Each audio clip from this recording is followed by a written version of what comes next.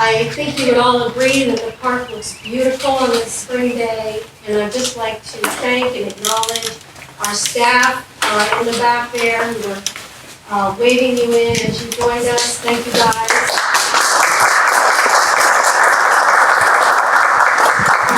By our wonderful park manager, Ranger Dana Patera. This state park, this National Historical Park, this visitor center, interprets the legacy of Harriet Tubman as a courageous conductor, liberator, and humanitarian in the resistance movement of the Underground Railroad. Many partners, all dedicated to preserving the legacy of Harriet Tubman, played a key role in making this park a reality, and many are represented here today.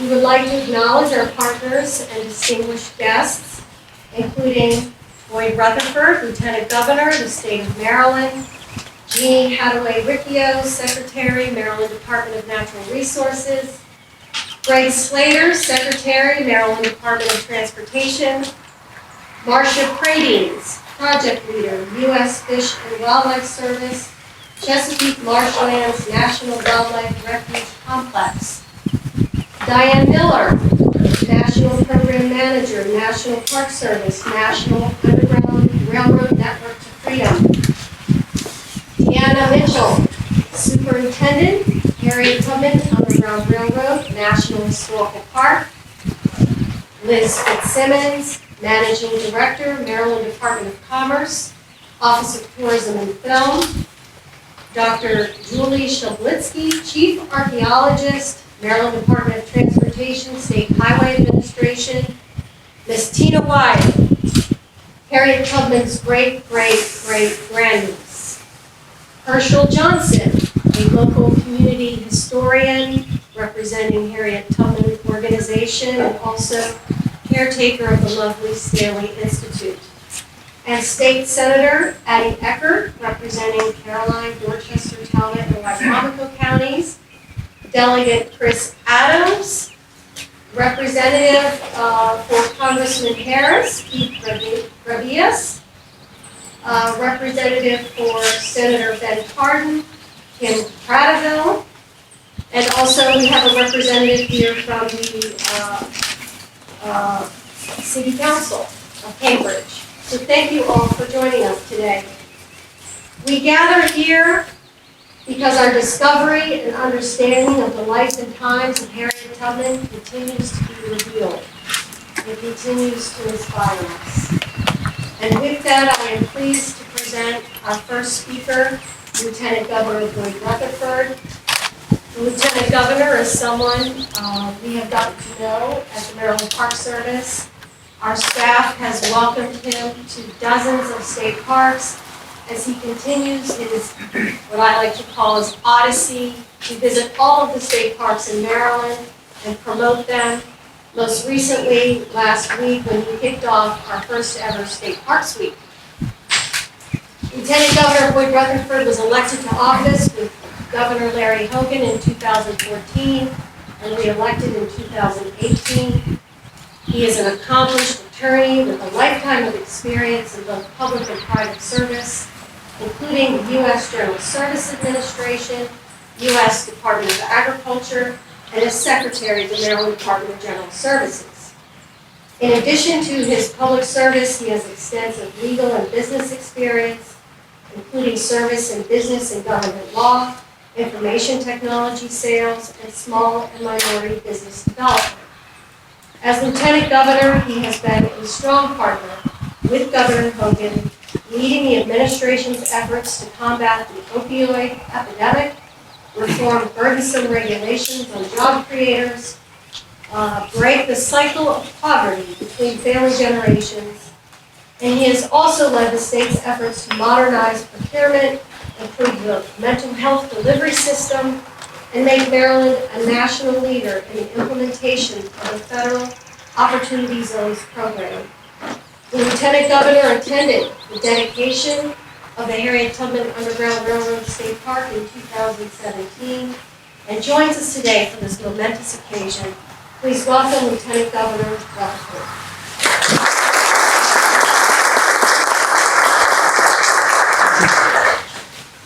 morning. Good morning. Thank you, Superintendent Satina. Every time I hear that bio, I feel older and older. But it's a beautiful day here. It's always a beautiful day on the Eastern Shore. And so it's great to be here at the Harriet Tubman Underground Railroad National Historic Park here in Dorchester County. And it brings me great joy to highlight a historic find that took a significant investment on the part of the state of Maryland, our federal partners, historians, and others who seek to preserve our history. For the last year, archaeologists at the State Department of Transportation, State Highway Administration have searched the Blackwater National Wildlife Refuge for a site where Harriet Tubman's father, Ben Ross, once lived. In November, they found signs that indicated that they were on the right track, and a breakthrough occurred in March. Archaeologists uncovered evidence of a home site and its historic artifacts dating back to the early 1800s, early to mid-1800s. Today, I'm excited to announce that our archaeologists have confirmed that this site was once the home of Ben Ross, and may have been where Harriet Tubman spent her early years. I want to share a little more about what we have learned about Ben Ross and his life on the Eastern Shore of Maryland. For several years, we believed that Mr. Ross harvested trees on the property and sold the timber. And the timber was then transported to shipyards by free black mariners to use to make ships in Baltimore. Harriet Tubman worked alongside her father as a teenager, and historians believe that Tubman learned to navigate the land and waterways she would later traverse to lead enslaved people to freedom. The discovery of Ben Ross's cabin is a major find, and I'm proud that Julius Chevlinski and her team of archaeologists at the Maryland Department of Transportation were able to use their hard work and dedication to make this project a reality. And yes, the Department of Transportation does have archaeologists on staff. They are scientists who lend their expertise in planning infrastructure in order to avoid disturbing structures, cemeteries, and other significant historic areas in that process. Their commitment to their work is illustrated by their willingness to brave the elements and other obstacles to preserve the nation's history. And the State Department of Transportation also supports archaeological projects that chronicle how transportation systems and communities have evolved over time, so that we can share those stories with the public and save precious remnants of our history. Maryland is full of history, from the mountains of western Maryland to the beaches of the Eastern Shore. The addition of Ben Ross's home site to the Harriet Tubman Byway will bring a boost to Dorchester County visitors and historical significance to this area. This discovery adds to another puzzle piece in the story of Harriet Tubman, the state of Maryland, and our nation. It's important that we continue to uncover parts of our history that we can learn from, especially when we can do this before time and other forces wash it away. I hope that this latest success story can inspire similar efforts and help strengthen our partnerships in the future. Thank you very much.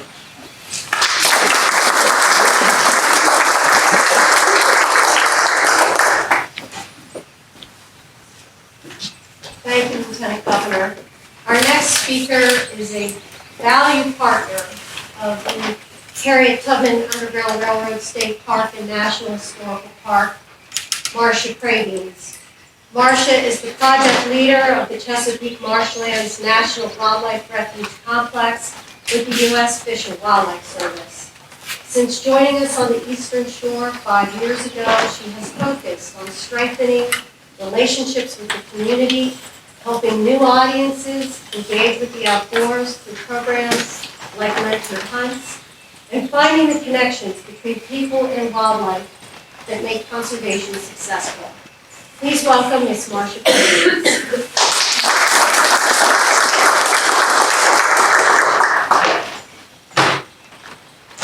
Thank you so much, Nina. And thank you, everybody, for joining us here today. Can you bring the mic down just a little bit so we can see you? Yeah, shocking. I was going to make some joke, but I decided not to. Thank you. Thank you. When I first started here, not quite 5 years ago, I was so excited about the prospects ahead of me. Blackwater National Wildlife Refuge is a magnet for residents all over the Maryland, DC, Virginia area, and even all over the globe. We have 30,000 acres of wildlife habitat that attract people as well as wildlife. But I was most excited about the potential to invite new audiences to the refuge, to learn how conservation is valuable not only to wildlife, but also to people, history, and to the landscape that made us all who we are today. The future of conservation lies in the hands of people, and it must have value to everyone. When we conserve habitat, we also conserve the stories of those who came before us, like Harriet Tubman's father, Ben Ross, and all the others whose names we may never ever hear about, and that worked alongside of him in the marshes and the forests of the refuge. With the Harriet Tubman Underground Railroad Visitor Center as our immediate neighbor, we have an opportunity to welcome even more people and to do more together than any of us could do alone. The Peters Neck property has been an extremely important piece for the refuge to acquire ever since our comprehensive conservation plan was first written all the way back in 2006. With rising sea levels, increased storms, loss of habitat, its value to us only increased. The area is predicted to naturally convert to marsh, with parts remaining forested all the way into the year 2100. The 2,600-acre parcel was bought for $6 million, but not with taxpayer dollars. It was bought by dollars from those waterfowl hunters and birders who bought the federal duck stamp for only $25 each, and offshore and oil and gas leases from the Land and Water Conservation Fund. So this is a major investment in conservation and outdoor recreation right here in Dorchester County. But we also heard that perhaps, just perhaps, Ben Ross's homestead might be on the parcel. We weren't sure. But with that in mind, before we even stepped onto the property, we began discussions about what to do next with the state park and with the National Park Service. Thankfully, Maryland stepped up to meet the very first challenge before us to begin the search for what they call Ben's 10. I don't think they knew what they were getting into here. With our outrageous mosquitoes that call us home.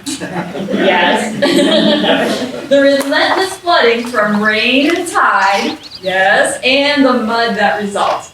We can't thank them enough for their hard work and their dedication in the field all of those weeks in October and then again in April. In less than 1 year from when we purchased the site, the crew has indeed found Ben's 10. And just in time, as the river rises and valuable bits of the story were about to be lost forever. What happens next is just as exciting, but we need a team to make it reality. We opened the parcel to hunting already, but before doing so, we set aside a potential trail system for interpretation with the help of our partners, should we be able to secure a path forward to improve the roads to the area for the public.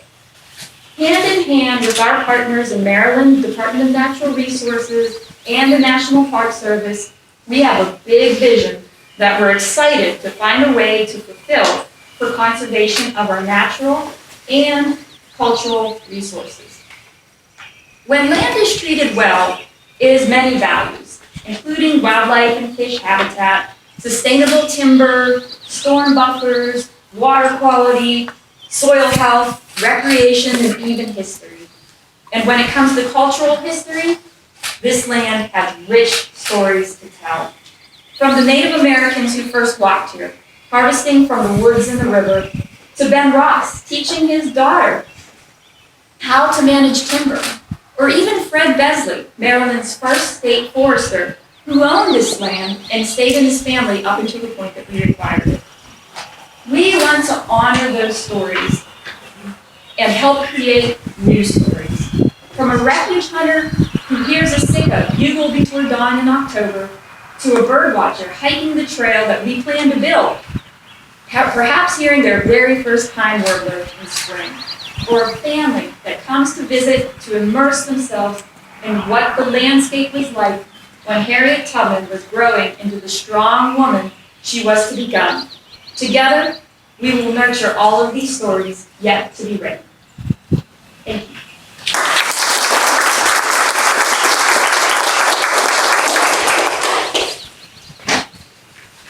Thank you, Marsha. I was sitting there listening to your remarks and the birds surrounding us. I could hear eagles. We are so fortunate to be surrounded by your refuge. So thank you for your conservation service. It is now my pleasure to introduce Dr. Julius Chevlinski, otherwise known, as I understand it very fondly by her colleagues, as Dr. Julie. She is the Chief Archaeologist at the Maryland Department of Transportation, State Highway Administration. She is noted for her Maryland research on African American sites and the recovery of DNA from artifacts. In her role, she oversees archaeologists and architectural historians who manage projects for the Department of Transportation as well as local governments. We recently partnered with the Maryland Department of Transportation and Dr. Julie on several archaeology projects, including most recently at Newtown Neck State Park, which is in southern Maryland, where Dr. Chevlinski's recent archaeological survey discovered a 300-year-old slave quarters on a former Jesuit plantation that is part of Newtown Neck State Park. And the Lieutenant Governor and the Secretary and myself had an opportunity to meet you there and see the artifacts, some of the artifacts you recovered. It is really my pleasure to welcome Dr. Julie Chevlinski, whose work has made today possible. Thank you.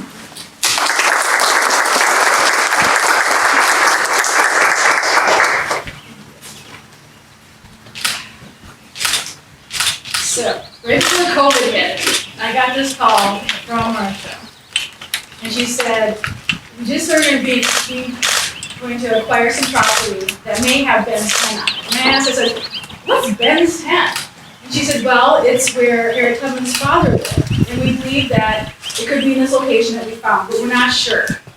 And I said, all right, this sounds like a great opportunity. If we find it, put it on the Harriet Tubman Underground Railroad Byway. It'd be a great way to share it with the public, because that's what we do. We have a stewardship program at MDOT, but also we have the ability to share it with the public. So we planned on going out in March, but of course everything shut down. And finally in August, the hottest time of the year, and the worst time to be in a swamp, was the time we decided to all gather together. So Marsha Cravins, Ray Patera, and partner in crime, Aaron Leventhal, we all met out there in Peters Neck with our mosquito netting on and our rubber boots to our knees and our four-wheel drive vehicles. And we went out there and we began to look at the property, and it's wooded, it's very wet, it's very buggy. And I was inspired. I thought, we can find this. If it's here, we're going to find it. And they're like, yeah, that's spirit. But then in the back of my head, I'm like, I don't know. It's really wet, and when you dig holes, it's muddy. And you have to push all that stuff through those screens, and we have little bits of broken things. So how can we possibly find this site? But we decided to do it anyway. So trowels in hand, shovels at our side, rubber boots on. We decided to go out in November of last year. So how do we know what you need to get? Well, we know that in 1836, Anthony Thompson's will, he was the person who enslaved Ben Ross. He put in there that in 5 years from his death, that Ben would be manumitted, free, and be given 10 acres. So that's where you get that Ben's tent. So those 10 acres are where he was supposed to live, but where in this place would it be? Not only the will, but also some land use over time began to mention Old Ben's place, alongside the road, in this location by the water. And putting those clues together, we had a search area. And within that search area, we began to bring a dozen archaeologists along the roadways and dig hole after hole after hole. After 1,000 holes, I was getting a little frustrated. I'm like, where is this place? And then I thought, well, I have one more tool in my toolkit, and that's a metal detector. I'm gonna go and see if I can go out and find perhaps some nails that are associated with a building. So within 5 minutes, I'm jumping inside the road with my metal detector. I got this beep, beep, beep, and I dug it out, and it looked like a shot. I thought, is this a shotgun shell signature? But no, I dug, and what came up was this coin from 1808. A 50-cent Liberty, ironically, had 50-cent piece. And this to me was my clue that we're getting close. 1808 was Ben Ross and Rick Green, Harriet's parents, date that they were married and began their family. So I thought, all right, I'm gonna keep going. So we got to the end near the road, and we began to find little broken bits of ceramics. These are the calling cards to the archaeologists that you're giving me something old, something important. But guess what? We found this in the last few days of the project. We ran out of time, ran out of money, and our time was up. But we were inspired to come back yet again. So we came back last month with more archaeologists in tow and with our rubber boots, and it wasn't quite as wet, and the bugs still weren't out, and so we felt inspired. So we went out to the location, began to our little small holes that we used to find sites, began to dug at larger sites, 5 foot by 5 foot units. And each unit that we dug revealed more and more information, artifacts, dating to that first half of the 19th century, because that's what we're looking for. But we also want to know, not only do we have a domestic site where someone lived, but where's the building? Where's the home? Where's the cabin? And what would that look like? Well, luckily enough, in fact, there's a brick right there. That's from Ben Ross's cabin. He probably had a building set on brick piers, and within that, associated with that site, we're finding drawer pulls from his bureau. We're finding a button from his shirt. We're finding pipe bowls and pipe stems from what he smoked. All that in this location. But was it old enough? Ben was there in the 1830s and 1840s. So we looked at those artifacts closer and confirmed that these artifacts do date to the time period he was living there. So how do we know that we have it? How are we sure? Well, we looked everywhere we could within that search area. The only space that told us that this could be it, something from the early 19th century, is where the place that we have found. So with that, with the artifacts, the archaeology, the evidence of the building, and just the location, knowing he worked in the timbered wetlands, those multiple lines of evidence tell us unequivocally that this is the home of Ben Ross. So why is this find important? Well, as someone who knows something about Harriet Tubman, I always thought, well, is this everything we're ever going to learn? How do we learn more? And sometimes the answer is archaeology.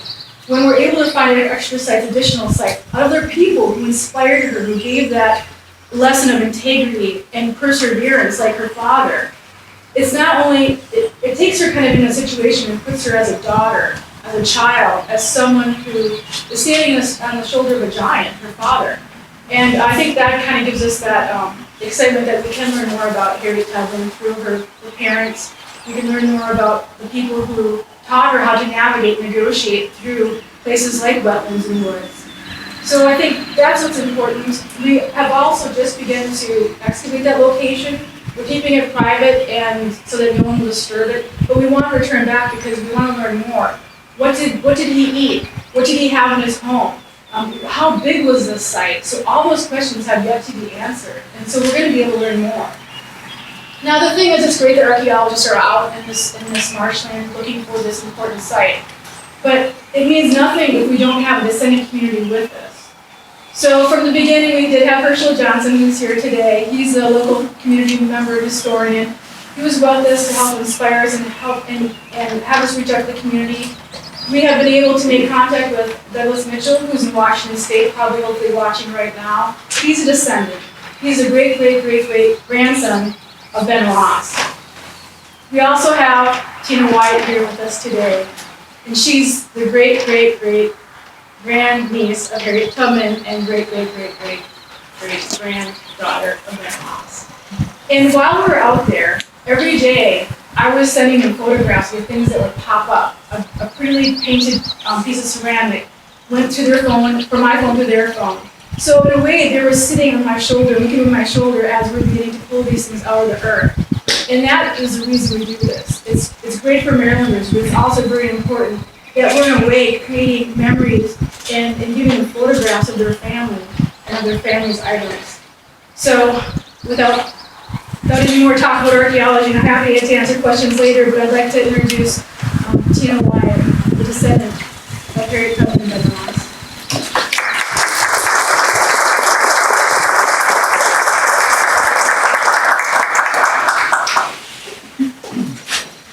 Greetings to you, Lieutenant Governor, and to all those working in the Maryland State Department.